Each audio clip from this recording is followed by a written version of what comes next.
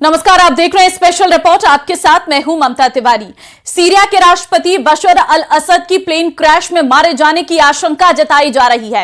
ईरानी media के हवाले से यह खबर है। बताया जा रहा है कि विद्रोहियों के राजधानी दमिश्क में एंट्री के बाद असद प्लेन से भाग गए थे और कुछ घंटों बाद उनका प्लेन रडार से गायब हो गया था। इससे पहले विद्रोहियों का असद का प्लेन मारे गिराने का दावा किया गया था और बताया यह जा रहा है कि राष्ट्रपति असद परिवार के साथ प्लेन में सवार थे। हालांकि इस प्लेन के मारे जाने की आधिकारिक पुष्टि नहीं हो पाई थी। तो बड़ी जानकारी आपको दे रहे, सीरिया में विद्रोहियों ने तख्ता पलट किया है और इस दौरान सीरिया में विद्रोह की आग फैलती जा रही है। आपको जानकारी दे दें कि राष्ट्रपति असद के खिलाफ यह विद्रोह देखने को मिला है। सीरिया के कई शहरों पर विद्रोहियों का कब्जा हो गया है। तो सीरिया में इस वक्त हालात सही नहीं है, वहां पर विद्रोहियों ने तख्ता पलट किया है।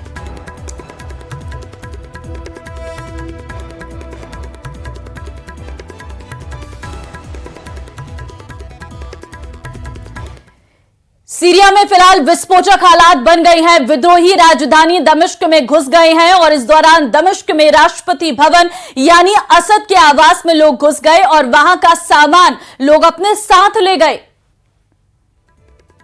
यह है तस्वीरें, आप जरा इन तस्वीरों को देखिए। सीरिया में किस तरीके से विद्रोह की आग बढ़ती जा रही है। असद के आवास में लोग घुस आए। ये बांग्लादेश जैसे हालात सीरिया में भी एक बार आज फिर देखने को मिले हैं, जहां पर राष्ट्रपति असद के आवास पर पहुंचे, राष्ट्रपति भवन में यानी असद के आवास में लोग घुस गए और वहां पर किस तरीके से हालात है, वहां का जो सामान है वो उठाकर ले जाते हुए ये विद्रोही नजर आए। जो हाथ में आया वो उठाया, चाहे कपड़े हो, चाहे वहां पे रखे जूते चप्पल हो, कप हो, प्लेट हो। ये तस्वीरें हम आपको दिखा रहे हैं दमिश्क में किस तरीके से विद्रोही घुस आए हैं। इन 8 तस्वीरों के जरिए आप देख सकते हैं राष्ट्रपति असद यहां से भागे हैं, ऐसा अंदेशा जताया जा रहा है। पुलिस मुख्यालय में घुस गए ये विद्रोही और वहां पर तोड़फोड़ की गई है। सरकारी टीवी का दफ्तर, वहां की भी तस्वीर हम आपको दिखा रहे हैं। राष्ट्रपति आवास में घुसे हैं, छत पर किस तरीके से फायरिंग हो रही है, वहां पर रखा सामान ले जाते हुए नजर आ रही हैं। विद्रोहियों का जश्न आप तस्वीरों में देख सकते हैं। पूरे शहर पर कब्जा करने के बाद विद्रोही जश्न मनाते नजर आ रहे हैं। एयरपोर्ट पर अफरा तफरी का माहौल है, लोग सीरिया से बाहर निकलने की कोशिश कर रहे हैं। एयरपोर्ट पर लोगों की भीड़ साफ तौर पर देखने को मिल रही है। हाफिज असद की मूर्ति को भी इन विद्रोहियों के द्वारा तोड़ दिया गया है, खंडित कर दिया गया है। ये 8 तस्वीरें हैं सीरिया में किस तरीके से विद्रोहियों ने तख्ता पलट किया है।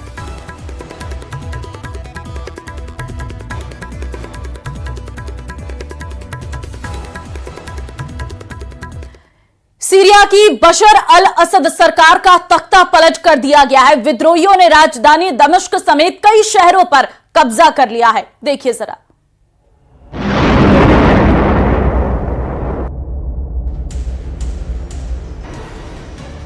सीरिया में तख्ता पलट, राजधानी दमिश्क पर विद्रोहियों का कब्जा, देश छोड़कर भागे राष्ट्रपति बशर अल असद। सीरिया में हालात बेहद ही विस्फोटक हो गए हैं। विद्रोहियों ने राजधानी को अपने कंट्रोल में ले लिया है। साथ ही ऐलान किया है कि सीरिया में असद सरकार का अंत हो चुका है। असद के आवास पर विद्रोहियों ने कब्जा कर लिया है। वहीं विद्रोहियों ने असद पर $10 मिलियन का इनाम घोषित किया है। सीरिया गृह युद्ध की आग में जल रहा है। इसी के साथ असद परिवार के लगभग 5 दशक के शासन का अंत होता दिख रहा है। विद्रोही गुट HTC ने सीरिया के सरकारी टीवी प्रसारण पर कब्जा कर लिया। साथ ही जेलों से कई विद्रोहियों को भी रिहा कर दिया गया है। राष्ट्रपति असद को हटाने के लिए इससे पहले भी कई बार देशव्यापी विरोध हुए, लेकिन असद ने विद्रोह को दबाने में कामयाबी पाई। वहीं साल 2011 में शुरू हुए गृह युद्ध में सीरिया के अधिकांश हिस्से पर नियंत्रण वापस ले लिया था, लेकिन अब सीरिया के हालात पूरी तरह बदलते हुए दिख रहे हैं।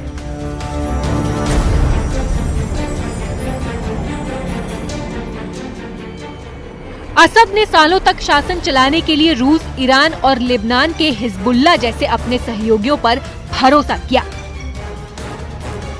वहीं ये भी खबर सामने आ रही है कि बशर अल असद ने सीरिया में विद्रोह पर लगाम लगाने के लिए अमेरिका से मदद मांगी थी। इसके बदल में हिजबुल्लाह को मदद बंद करने का वादा किया गया था। असद के रूस या ईरान भागने का भी दावा किया जा रहा है। सीरिया में बशर अल असद की सरकार के सत्ता से हटने का सबसे ज्यादा असर रूस पर होगा, क्योंकि पश्चिम एशिया में सीरिया ही रूस का सबसे भरोसेमंद साथी था। वहीं विद्रोही गुट को अमेरिका का समर्थन है। सीरिया में गृह युद्ध के चलते अंतर्राष्ट्रीय बाजार में तेल की कीमतों में भी उछाल आने की आशंका है, जिसका असर भारत पर भी पड़ सकता है। बशर अल असद सरकार और विद्रोही गुटों के बीच जारी संघर्ष में अब तक 5 लाख से ज्यादा लोगों के मारे जाने का दावा है।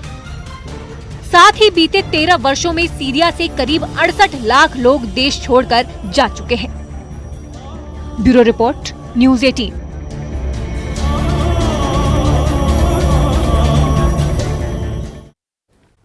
से देंगे, जहां पर रोहित गोदारा के नाम से फिरौती मांगने का मामला सामने आया है। टीटवाना कुचामन पुलिस को बड़ी कामयाबी मिली है। 4 आरोपियों को किया गया गिरफ्तार। 5 कारोबारियों से मांगी थी करोड़ों की फिरौती। व्हाट्सएप कॉल, ऑडियो के जरिए दी गई थी धमकियां। पुलिस ने 4 आरोपियों की परेड निकाली। चारों सूरत के रास्ते मुंबई भागने की फिराक में थे। एक आरोपी रह चुका है हिस्ट्री शीटर, पहले आनंदपाल गैंग से जुड़ा था। चामन शहर में पुलिस ने निकाली आरोपियों की परेड। तो बड़ी जानकारी से इस वक्त आपको रूबरू करवा रहे हैं, जहां पर रोहित गोदारा के नाम से फिरौती मांगने का ये पूरा मामला। एक आरोपी रह चुका है हिस्ट्री शीटर। रोहित गोदारा के नाम से फिरौती मांगने का ये पूरा मामला सामने आया है। पुलिस के हाथ चढ़े रोहित गोदारा के 4 गुर्गे 5 कारोबारियों से मांगी थी करोड़ों की फिरौती। नहीं, और का होगा तो ये इस बारे में मैं नहीं बता सकता, लेकिन हमारे जिस प्रकरण में है, हमारी स्टेट लेवल पुलिस से, वहाँ पे जो एंटी गैंगस्टर टास्क फोर्स है, उनसे भी हमारी बात हुई है। जो उनके लेवल पे जो बाहर से, जो कि इसमें संधि होती है, उसी के आधार पर बाहर से एक जो मुलजिम को लाने की एक निर्धारित प्रक्रिया होती है, उसके तहत लगातार उसमें काम कर रही है। और जो भी होगा उसमें बिल्कुल ऐसे लोगों के खिलाफ सख्त कार्रवाई होगी। महेंद्र संवाददाता इस वक्त हमारे साथ है, उनसे अधिक जानकारी ले लेते हैं। फोन लाइन पर महेंद्र है। महेंद्र, चारों सूरत के रास्ते मुंबई आ रहे थे हिस्ट्री शीटर, जिन्हें गिरफ्तार किया गया है, क्या जानकारी? देखिए, बिल्कुल कुल 4 आरोपियों को पकड़ा गया है, जिसमें एक वो मुख्य आरोपी है जिसने रोहित गोदारा तक इन व्यापारियों के मोबाइल नंबर पहुंचाए और इनकी सूचना पहुंचाई। बाकी के जो 3 आरोपी और है जिन्होंने सहयोग किया था इस मुख्य आरोपी सफी खान का। सफी खान किसी समय में आनंदपाल की गैंग से जुड़ा हुआ था और इस समय वो लॉरेंस के एसोसिएट रोहित गोदारा से जुड़ा हुआ, और इसी ने रोहित गोदारा तक इन 5 व्यापारियों की सारी सूचना पहुंचाई थी। और कुचामन के 5 व्यापारियों के पास रोहित गोदारा और वीरेंद्र चरण के नाम से व्हाट्सएप कॉल और वॉइस रिकॉर्डिंग आई थी। 2 से 5 करोड़ की फिरौती मांगी गई थी। अब इन चारों को गिरफ्तार करने के बाद पुलिस ने व्यापारियों में डर खत्म करने के लिए इनका पैदल जुलूस भी बाकायदा निकाला है, ताकि लोग खौफ में नहीं रहे। लोग ये नहीं समझे कि पुलिस ने कोई वर्क नहीं किया। पुलिस ने बेहतरीन काम इसमें किया और लोगों में डर। ठीक है महेंद्र, इनसे कुछ बरामद भी हुआ है? कोई जानकारी मिल पाई है इन लोगों से अभी तक? देखिए, फिलहाल पुलिस ने यही जानकारी दी है कि ये जो आरोपी मेन पकड़ा गया सफी खान, यही वो आरोपी है जिसने आगे सूचना पहुंचाई थी। फिलहाल पुलिस ने इतनी सी जानकारी साझा की है, बाकी पुलिस अभी अनुसंधान कर रही है। इनको रिमांड पे लिया गया है। जी ठीक है, कितने बार ऐसी वारदातें सामने आई थी महेंद्र टीटवाना में खासकर? देखिए, पिछले कुछ सालों में इस पूरे क्षेत्र में बिल्कुल शांति रही।